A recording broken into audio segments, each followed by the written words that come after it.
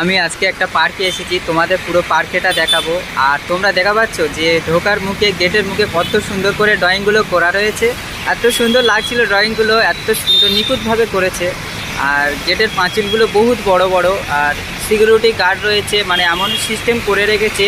আর সবথেকে বড় কথা হচ্ছে কি, এর মানে টিকিট হচ্ছে কি 50 টাকা করে।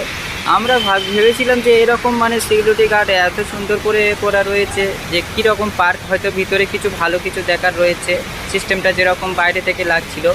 তো ভিতরে ঢোকার পরে জানতে পারলাম ওটা একটা রাজা, মানে রাজার বাড়ি, একটা রাজমহল, তার জন্য এত সিকিউরিটি গার্ড রয়েছে, সেটাকে নিয়ে একটা পার্ক করেছে।